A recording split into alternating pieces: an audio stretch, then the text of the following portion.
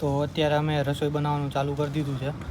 અહીંયા શાક બનવાનું ચાલુ થઈ ગયું છે. અહીંયા થોડું સલાડ કપાય છે. અમારા હરેશભાઈ સલાડ કાપે છે. શંકરભાઈ અમારે શાક બનાવે ચાલુ કરી દીધું છે.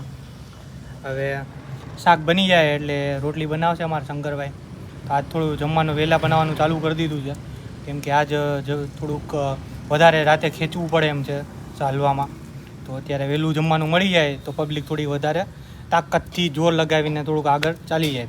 કેમ કે હવે અહીંથી દ્વારકા શાયદ 42 કિલોમીટર જેવું છે, 42 કિલોમીટર જેવું છે.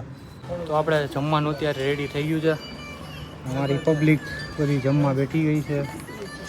અમારા સુનિલભાઈ બધીને રોટલી વિતરણ કરે છે. અહીંયા અમારા શંકરભાઈ ને પિયુષભાઈ સબ્જી કાઢે છે બધા માટે. બાકી બધી પબ્લિક બેઠી ગઈ છે. સબ્જીમાં જે ઊંધિયાનું શાક છે, રોટલી છે, સંભારો છે, બાકી અહીંયા અથાણું છે, બાકી અહીંયા મસાલો તો છે જ, બાકી પેકેટ તો અહીંયા પડ્યા જ છે. અત્યારે મસ્ત જમી લે.